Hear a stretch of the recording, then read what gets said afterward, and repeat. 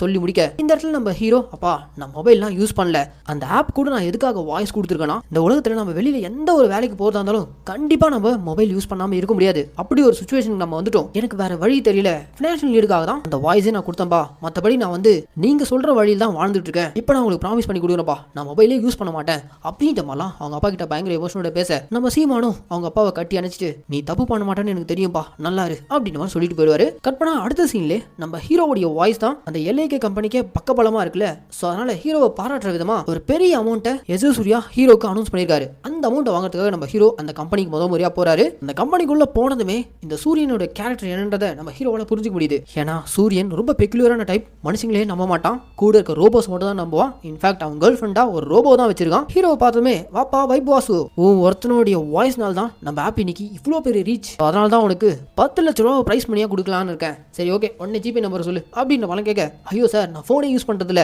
அப்படின்ற மாதிரி ஹீரோ சொல்ல எது ஃபோன் யூஸ் பண்ண மாட்டியா இந்த காலத்துலயா என்னப்பா சொல்ற, அப்போ ஃபோன் யூஸ் பண்ணலன்னா நம்மளுடைய ஆப்பும் யூஸ் பண்றதில்ல. இல்ல சார் எனக்கு அந்த ஆப்பெல்லாம் தேவையே படாது சார், நான் ஆர்கானிக் வேர்ல்ட்ல இருந்து வந்துட்டு இருக்கேன். ஓ அந்த உருப்படாத உலகத்துல இருந்து வந்தவனா நீ, சரி ஓகே நான் உனக்கு கேஷாவே தரேன் அப்படின்ற மாதிரி சொல்லிட்டு இந்த வில்லன் சூரியன் நம்ம ஹீரோவுடைய ஃபர்ஸ்ட் மீட்டிங்லே ஹீரோ ஒரு மாதிரி ஒரு நோஸ் கட் பண்ற விதமா பேசினதை கேட்டுட்டு இவன் கூடவே ப்ரோ மாதிரி இருக்கக்கூடிய ரோபோட் கிட்ட இந்த வைப் பாஸ்வை தனியா நோட் பண்ணு, இன்னைக்காவது கண்டிப்பா ஒரு நாள் இவன் லவ்ல விழுவான், அப்போ இவன் நம்ம ஆப்பை யூஸ் பண்ணி தான் ஆகணும், அப்படி இவன் நம்ம ஆப்பை இவன் முறையா எப்போ யூஸ் பண்ணானோ அப்போ எனக்கு இவனை பத்தின தகவலை நீ கரெக்டா கொடுக்குற அப்படின்ற மாதிரி இந்த சூரியன் நம்ம ஹீரோவை மார்க் பண்ணிட்டான். இந்த பக்கம் நம்ம ஹீரோ கேஷா அமௌண்ட் எல்லாம் வாங்கிட்டு அந்த கம்பெனி விட்டு வெளியில வரான். ஜோனு மழை, அந்த சமயம் பார்த்து கரெக்டா ஒருத்தர் கொடை வித்துட்டு போக அந்த கொடையை வாங்கிட்டு நம்ம ஹீரோ அப்படியே நிதானமா நடந்து போயிட்டு இருக்க அப்ப அந்த வழியா ஒரு டாக்ஸி, அந்த டாக்ஸில இருந்து ஒரு அழகான பொண்ணு இறங்குறாங்க. வெளியே ஜோனு மழை பெஞ்சிட்டு இருக்க உடனே எங்க நம்ம நினைஞ்சிருவோம்ட்டு அந்த பொண்ணு கொடை பிடிச்சிட்டு போற நம்ம ஹீரோவுடைய கொடைக்குள்ள நின்னுறாங்க. அப்பதான் முறையா நம்ம ஹீரோ அந்த பொண்ணை பார்க்கறான். இந்த பொண்ணு தாங்க இந்த படத்தோட ஹீரோயின், இவங்களுடைய பேர் தான் தீமா. இந்த படத்துல இவங்க ஒரு மிகப்பெரிய சோஷியல் மீடியா இன்ஃபுளுசரா வராங்க. நம்ம ஹீரோ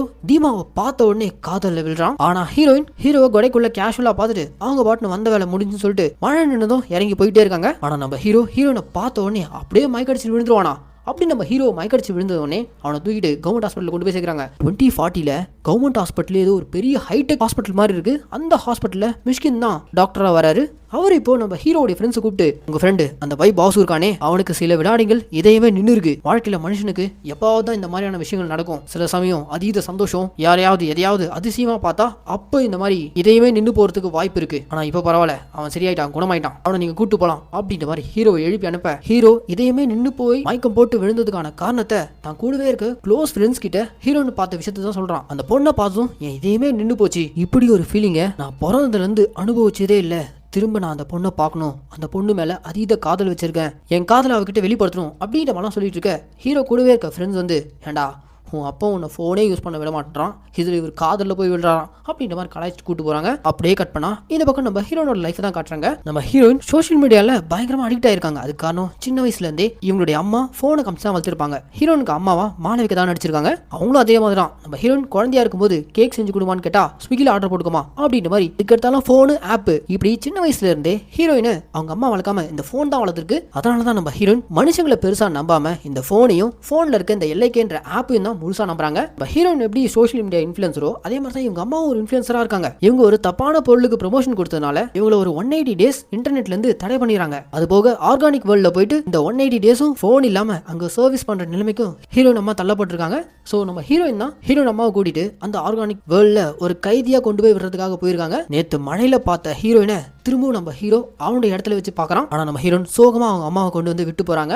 அப்படி விடும்போது அவங்க அம்மா போன் எல்லாம் உடச்சு போட்டு போறத நம்ம ஹீரோயின் ஒரு மாதிரி வியடா பார்த்துட்டு அங்கிருந்து போறாங்க. போன் இல்லாம இவங்க எப்படி அடுத்த 6 மாசம் இவங்க தள்ள போறாங்க அப்படின்ற மாதிரி எமோஷனோட போக நீங்க ஒன்னும் கவலைப்படாதீங்க, உங்க அம்மாவை நாங்க இங்க சேஃபா செக்யூர்டா போன் இல்லாம ரொம்ப பத்திரமா பார்த்துப்போம் அப்படின்ற மாதிரி நம்ம ஹீரோ ஹீரோயின் கிட்ட பேசுறாரு. அதுக்கப்புறம் நம்ம ஹீரோயின் கிட்ட உங்களுடைய பேர் என்னன்னு கேட்க இப்பதான் முறையா நம்ம ஹீரோயின் அவங்களுடைய பேரை சொல்றாங்க. தீமான்ற அந்த பேரை கேட்டதும் அவ்வளவுதாங்க ஹீரோக்குள்ள தீமான்ற அந்த பாட்டு ஓட ஆரம்பிக்குது. இந்த தீமான்ற அந்த சாங் முடிஞ்ச கையோட நம்ம ஹீரோ அவன் ஃப்ரெண்ட்ஸ் கிட்ட எல்லாம் எப்படியாச்சும் தீமாவை கரெக்ட் பண்ணி ஆகணும் அப்படின்ற மாதிரி கேட்க அதுக்கு ஒரே வழி நீயும் எல்ஐகே ஆப்பை யூஸ் பண்ணி ஆகணும், அதுக்கு உனக்கு ஒரு ஃபோன் தேவை, ஏன்னா உன் ஆள் எல்ஐகேல இருக்காங்க, அவங்க கிட்ட பேசி பழகி அவங்கள நெருங்கணும்னா கண்டிப்பா நீ அந்த ஆப்பை யூஸ் பண்ணி தான் ஆகணும் அப்படின்ற மாதிரி ஹீரோடைய ஃப்ரெண்டு சொல்ல சரி ஓகே அப்பாவுக்கு இது தெரியாம பாத்துக்கோங்க சொல்லிட்டு அடுத்த சீன்ல நம்ம ஹீரோ போனையும் வாங்கிறான், எல்ஐகே ஆப்பையும் இன்ஸ்டால் பண்ணிடுறான். அவ்வளவுதாங்க இவன் இங்க இன்ஸ்டால் பண்ண உடனே இந்த விஷயம் வில்லனுக்கு நோட்டிஃபை ஆயிடுது. ஓகே, பையன் ஏதோ ஒரு பொண்ணை பார்த்து லவ்ல விழுந்துட்டான், அவனை அப்படியே என்னென்ன பண்றான்னு ஃபாலோ பண்ணிக்கிட்டே இரு அப்படின்ற மாதிரி இந்த வில்லன் ரோபோ வச்சு நம்ம ஹீரோவை கண்காணிக்க சொல்ல, அதே சமயம் இவங்களுடைய ஆப்புக்கு ஒரு பேர் ஆபத்து வந்திருக்கு. அது என்னன்னா, இந்த எல்ஐகே ஆப்னால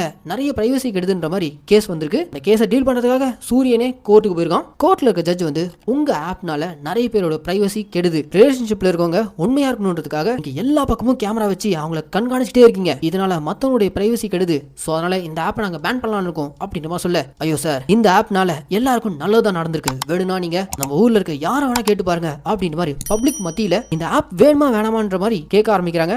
நிறைய பேர் இந்த ஆப் வந்ததுக்கு அப்புறம் தான் லவ் மேலே நம்பிக்கை வந்திருக்கு, நிறைய ஏமாற்றம் பிரச்சனைகள்லாம் சால்வ் ஆயிருக்கு, ஸோ இந்த எல்ஐகே ஆப் பேன் பண்ணாதீங்க, எங்களுக்கு தேவை அப்படின்ற மாதிரிலாம் பொதுமக்கள் கருத்து கணிப்பு கொடுக்குறாங்க. இருந்தாலும் கோர்ட் கடைசியா சூரியனை பார்த்து, ஓகே இப்போதைக்கு உங்க ஆப்பை நாங்க பேன் பண்ண போறது கிடையாது, ஆனா இதுல பிரைவசி போறதுக்கான வாய்ப்புகள் இருக்கு, சோ அதனால இப்போ உங்க ஆப்பை யூஸ் பண்ணிட்டு இருக்கவங்க கிட்டத்தட்ட 25 லட்சம் பேர் அடுத்த ஒரு வருஷத்துல இந்த 25 லட்சம் 50 லட்சமா மாறி இருக்கணும். அப்படி இல்லாம மக்கள் இதனால பாதிப்படைறாங்கன்னு சொல்லிட்டு சப்ஸ்கிரைபர்ஸ் குறைய ஆரம்பிச்சுன்னா உங்க ஆப்பை நாங்க பேன் பண்ணிடுவோம் அப்படின்ற மாதிரி சொல்ல, ஒன்னும் பிரச்சனையே இல்லை, ஈஸியா நாங்க 50 லட்சம் சப்ஸ்கிரைபர்ஸை கொண்டு வந்துருவோம் அப்படின்ற மாதிரி சூரியன் ரொம்ப தெனாவட்டா பேசிட்டு கோர்ட்ல இருந்து கிளம்புறான். அப்படி கிளம்புனதும் அவன் ஆஃபீஸ்க்கு வந்ததும் உடனடியா சப்ஸ்கிரைபர்ஸை ஏற்றணுன்றதுக்காக ஒரு புது ஃபீச்சரை அவன் ஆப்ல கொண்டு வரான். அது என்ன ஃபீச்சர்னா, ரிலேஷன்ஷிப்ல இருக்கவங்க அவங்களுடைய ரிலேஷன்ஷிப் ஸ்கோரை தெரிஞ்சுக்கலாம். உதாரணத்துக்கு 2 பேருமே உண்மையா லவ் பண்ணாங்கன்னா அவங்களுடைய ஸ்கோர் கிட்டத்தட்ட 80% மேல இருக்கும். இல்ல அவங்க ஜஸ்ட் ஃப்ரெண்ட்ஸா தான் இருக்காங்கன்னா 60 to 65% இருப்பாங்க. 40% கீழே போச்சுன்னா 2 பேருக்குள்ளயும் சுத்தமா ஒத்து வரலன்னு அர்த்தம் அப்படின்ற மாதிரி லவ்வுக்கு அந்த ஆப்ல ஸ்கோர் கார்டு போட ஆரம்பிச்சிடறான். இந்த விஷயம்லாம் தெரியாத நம்ம ஹீரோ தீபாவை காதலிக்கணுன்றதுக்காக அந்த போனை வாங்கிட்டான். அதுக்கப்புறம் தீபாவை ஃபாலோ பண்ணி ஃப்ரெண்ட் லிஸ்ட்லயும் போய் சேர்ந்துறான். ஆரம்பத்திலே சொன்ன மாதிரி தீமா வந்து ஒரு பயங்கரமான சோஷியல் மீடியா இன்ஃப்ளூயன்சர். அடுத்த நாள் அந்த ஊர்ல ஒரு மிகப்பெரிய ஹாலோவின் டே பார்ட்டி நடக்க போதான். ஸோ அந்த பார்ட்டிக்கு தீமா நம்ம ஹீரோவை இன்வைட் பண்ண நம்ம ஹீரோ அந்த பார்ட்டிக்காக பயங்கரமா ரெடி ஆகி கிளம்புறான். ஆனா ஹீரோன் ஒரு மாதிரி சோகமா இருக்காங்க. என்னன்னா, நம்ம ஹீரோனோட மத்தவங்க எல்லாரும் பயங்கரமா மேக்கப் பண்ணிட்டு வந்தாங்களாம். சோ அதனால இவங்களை யாரையுமே கண்டுக்கலையாம். இவங்களால அடுத்த லெவலுக்கே போக முடியலன்னு சொல்லிட்டு ஃபீலிங்ல உட்காந்துட்டு இருக்க, ஒன்னும் கவலைப்படாத நான் பாத்துக்கிறேன் அப்படின்ற மாதிரி நம்ம ஹீரோயின் போட்டிருக்க அந்த மேக்கப்ல பல சேஞ்சஸ் பண்றான். அது போக அந்த ஹாலோவின் பார்ட்டியில் இருக்கவங்க எல்லாரையும் திரும்பி பார்க்க வைக்கிற விதமா அங்க ஒரு பெரிய ஸ்விம்மிங் பூல் இருக்கு. அந்த ஸ்விம்மிங் பூல்குள்ள நம்ம ஹீரோ மூழ்கிட்டு மேல ஒரு சின்ன கிளாஸை தாங்கி பிடிச்சபடி அந்த கிளாஸ் மேல ஹீரோ நடக்க சொல்றான். இதை வெளியில இருக்கவங்க பார்க்கும்போது தண்ணி மேலே ஹீரோ நடக்கிற மாதிரி இருக்கும். ஸோ இந்த விஷயத்தை நீ பண்ணனா கண்டிப்பா உன்னை சுற்றி இருக்கவங்க எல்லாரும் உன்னதான் பார்ப்பாங்க, உன்னுடைய ஃபாலோவர்ஸ் அதிகமாகும் அப்படின்னு மனம் சொல்ல, சரி ஓகே ஐடியா நல்லா இருக்குன்னு சொல்லிட்டு நம்ம ஹீரோன் அதை பண்றாங்க. தண்ணிக்குள்ள மூழ்கினபடியே நம்ம ஹீரோ மூச்சை பிடிச்சிக்கிட்டு இந்த ஒரு விஷயத்தை ஹீரோனுக்காக பண்ண, அவ்வளவுதாங்க இந்த ஐடியா பயங்கரமா ஒர்க் அவுட் ஆயிடுது. இந்த ஒரு ஐடியாக்கு அப்புறம் நம்ம ஹீரோனோட ஃபாலோவர்ஸ் லிஸ்ட்ல கிட்டத்தட்ட 10 லட்சம் பேர் சேர்ந்துறாங்க. ஹீரோ எப்போ நம்ம ஹீரோயின் லைஃப்ல வந்தாங்களோ அப்போதுல இருந்து ஹீரோன் ஆசைப்பட்டது எல்லாமே நடந்துட்டு இருக்கு. சின்ன வயசுல இருந்து நம்ம ஹீரோயின் போனை வச்சே வளர்ந்ததுனால இந்த எல்ஐகே ஆப்பை முழுசா நம்புறாங்க. அதே எல்ஐகே ஆப், அந்த ஆப்புக்கு நம்ம ஹீரோ தான் வாய்ஸ் கொடுக்குறாரு. இந்த விஷயம்லாம் ஹீரோனுக்கு தெரிய வந்ததும் கடைசியா இவங்களுக்கான பார்ட்னர் ஹீரோ தான்ற மாதிரி அவங்களும் ஃபீல் பண்றாங்க. 2 பேரும் இப்போ லவ்ல கனெக்ட் ஆகுறாங்க. அவ்வளவுதாங்க நம்ம ஹீரோ ஆசைப்பட்டபடி ஹீரோயினை லவ் பண்ண வச்சிருக்காரு. எல்லாமே நல்லபடியா போயிட்டு இருக்கும் போதுதான் குறுக்க இந்த கௌஷிக் வந்தான்ற மாதிரி இந்த சூரியன் இந்த எல்ஐகே ஆப்ல லவ் ஸ்கோர்ன்ற ஒரு ஃபீச்சர் கொண்டு வந்திருக்காங்க. அதை அங்கங்க அட்வர்டைஸ் பண்ணி ஹீரோனுக்கு தெரிய வச்சிடறாங்க. அவ்வளவுதாங்க ஹீரோயின் இப்போ நமக்குள்ள எவ்வளவு லவ் ஸ்கோர் இருக்கிறத தெரிஞ்சுக்கலாம் அப்படின்ற மாதிரி ஹீரோவை பார்த்து கேட்க, என்னமா சந்தேகம், கண்டிப்பா 90% 100% காட்டும், உன் சந்தேகத்தை தீர்த்துருவோம் அப்படின்ற மாதிரி நம்ம ஹீரோயின் கையை பிடிக்க வெறும் 3% தான் காட்டுது. ஐயோ தீமா, இந்த ஆப்ல ஏதோ ஒரு பிரச்சனை இருக்குது, வேணும்னா நம்ம போன்ல அந்த ஆப்பை அன்இன்ஸ்டால் பண்ணி திரும்ப இன்ஸ்டால் பண்ணி ஸ்கோரை செக் பண்ணுவோம் அப்படின்ற மாதிரி ஹீரோ எவ்வளவு எடுத்து சொல்றான். ஆனா ஹீரோயின் கேட்கற மாதிரி இல்ல வெறும் 3% தான் காட்டுது, 40% கீழே இருந்தாலே நம்ம 2 பேருக்குள்ளயும் ஒத்து போலன்னு அர்த்தம், இது வேலைக்காகாத வாசு, நம்ம பிரிஞ்சிடலாம் அப்படின்ற மாதிரி ஹீரோயின் பிரேக்கப் பண்ண, அவ்வளவுதாங்க ஹீரோயின் அந்த இடத்துல பயங்கரமா டென்ஷன் ஆகி கெட்ட வார்த்தையில திட்டிட்டு, பிரேக்கப் பண்றதுக்கு இதெல்லாம் ஒரு காரணமா, இந்த ஆப்பே ஒரு டுபாகூர் ஆப், இதை போய் நம்பிக்கிட்டு நீ ஏன் லவ் பிரேக் பண்றியா அப்படின்ற மாதிரி நம்ம ஹீரோ உணர்ச்சி வசப்பட்டு பயங்கரமா கத்த,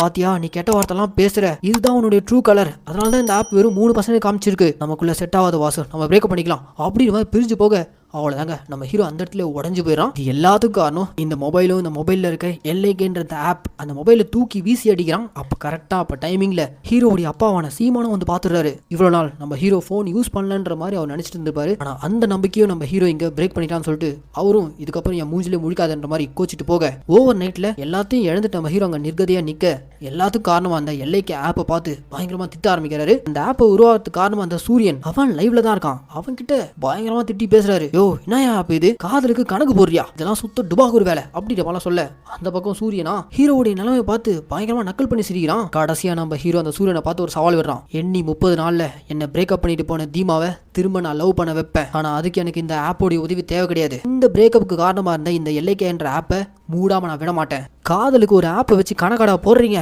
மவன உங்க ஆட்டம் இதோட முடிஞ்சிடா அப்படின்ற மாதிரி நம்ம ஹீரோ நேருக்கு நேர் அந்த சூரியனை சவால் விட இங்க போடுறாங்க இன்டர்வல். இதுக்கப்புறம் தாங்க இந்த படத்துல பல சுவாரஸ்யமான விஷயங்கள்லாம் கொட்டி கிடக்கு. ஸோ இந்த வீடியோ ஸ்கிப் பண்ணாம முழுசா பாருங்க.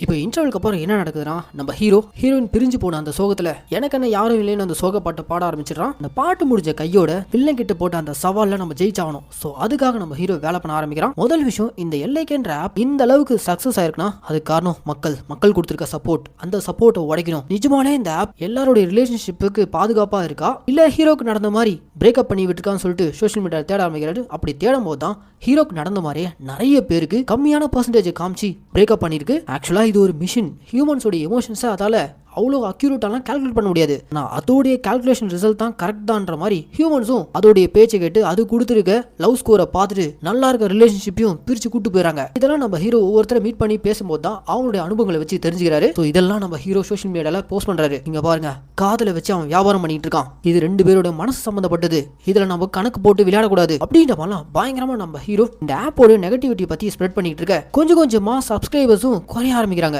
இதை அந்த சூரியன் நோட்டீஸ் பண்றான். டேய் இவனடா ஒரு மாதிரி என்னென்னவோ பண்ணிட்டு இருக்கான், அவன் சின்ன பையனை, அவனால எதுவும் பண்ண முடியாது, அவன் நம்ம கிட்ட போட்டிருக்க அந்த சவால் என்ன, அவனை பிரேக்கப் பண்ணிட்டு போன தீமாவை திரும்ப கரெக்ட் பண்ணி காட்டுறான்னு சொல்லியிருக்கான். அதுவும் நம்ம ஆப்போடைய உதவி இல்லாம. அதெல்லாம் தலைகீழ்னாலும் நடக்க போறதில்ல, நீங்க கவலை விடுங்க, அவன் பாத்துக்கலாம் அப்படின்ற மாதிரி வில்லன் கூட இருக்க ஆட்கள், அந்த ரோபோஸ் அதெல்லாம் பயங்கரமா பேசிட்டு இருக்க கட் பண்ணா இந்த பக்கம் நம்ம ஹீரோ எப்படியாவது ஹீரோனை மீட் பண்ணி திரும்ப பேசணும்னு சொல்லிட்டு முயற்சி பண்றான். ஆனா ஹீரோயின் டோட்டலா நம்ம ஹீரோவை அவாய்ட் பண்ணிட்டே இருக்காங்க. இது ஒர்க் அவுட்டே ஆகாது, ஆப் என்னைக்கும் போய் சொல்லாது, அது கரெக்டா தான் காமிச்சிருக்கு, உனக்கு எனக்கு செட் ஆகல, அதனால தான் வெறும் 3% காமிச்சிருக்கு அப்படின்ற மாதிரி நம்ம ஹீரோயின் முழுக்க அந்த ஆப் மட்டுமே தான் நம்புறாங்களே தவிர ஹீரோ சொல்றத கொஞ்சம் கூட காது கொடுத்து கூட கேட்க மாட்டாங்க. ஹீரோயினை எப்படியாச்சும் தன்னுடைய அந்த ஆர்கானிக் வேர்ல்டுக்குள்ள கொண்டு வந்துட்டா அவங்கள மனசு மாத்திடலாம்னு சொல்லிட்டு ஹீரோ முயற்சி பண்றாரு.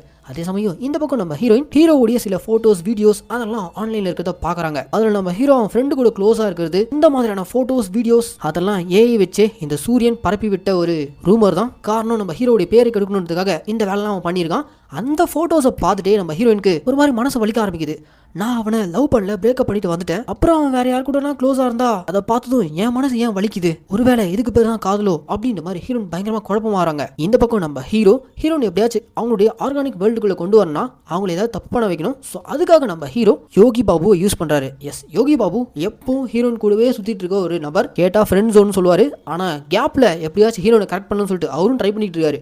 அவர்கிட்ட நம்ம ஹீரோ போயிட்டு இந்த மாதிரி ஒரு தப்பான ப்ராடக்ட்டை ஹீரோன் எப்படியாச்சும் ப்ரொமோட் பண்ண வச்சுன்னா அந்த குற்றத்துக்காக ஆர்கானிக் வேர்ல்ட்ல அவங்கள கைது பண்ணி கூடவே கொண்டு வந்துடலாம், அதுக்கப்புறம் அவங்களுக்கு காதுல புரிய வச்சிடலாம் அப்படின்ற நம்ம ஹீரோ பிளான் பண்ணி யோகி பாபு வச்சு ஒரு தப்பான ப்ராடக்ட்டை ஹீரோனை ப்ரொமோட் பண்ண வச்சு கடைசியா ஹீரோயினையும் ஒரு கைதியா நம்ம ஹீரோ இருக்கக்கூடிய அந்த ஆர்கானிக் வேர்ல்டுக்குள்ள கொண்டு வந்துடுறாங்க. அப்படி கொண்டு வந்ததுக்கு அப்புறம் நீ தானே என்ன வாண்டடா உள்ள கொண்டு வந்த, இது உன்னுடைய வேலை தானே அப்படின்ற மாதிரி ஹீரோ பார்த்து கேட்க, ஆமா நான் உன்னை வாண்டடா தான் கொண்டு வந்தேன், ஆனா நீயும் விருப்பப்பட்டு தானே உள்ள வந்த. எஸ், நம்ம ஹீரோயின்குள்ளேயும் ஹீரோ பார்க்கணும்னு தோணி இருக்கு, அதனால தான் அவங்களும் உள்ள வந்திருக்காங்க. ஆனாலும் அவங்க இன்னமும் அந்த ஆப்பை தான் முழுசா நம்புறாங்க. ஏன்னா சின்ன வயசுல இருந்தே அவங்க அம்மாவுடைய பாசம் இவங்களுக்கு சரியா கிடைச்சது கிடையாது. சின்ன வயசுலேயே அவங்க அப்பா அம்மா பிரிஞ்சுட்டாங்க, எந்த ஒரு ரிலேஷன்ஷிப்பும் நிலையானது கிடையாது. அப்படி அமைஞ்சா அது உண்மையானதா இருக்கணும், அதுக்கு கேரண்டி இந்த எல்லைக்கே ஆப் தான்ற மாதிரி ஹீரோயின் இன்னமும் முழுசா நம்புறாங்க. ஆனா எப்போ நம்ம ஹீரோயின் இந்த ஆர்கானிக் வேர்ல்டுக்குள்ள வந்தாங்களோ, உள்ள வந்ததும் அங்க இருக்க ரூல்ஸ் படி ஹீரோனோட போனை உடைச்சு நொறுக்கிறாங்க.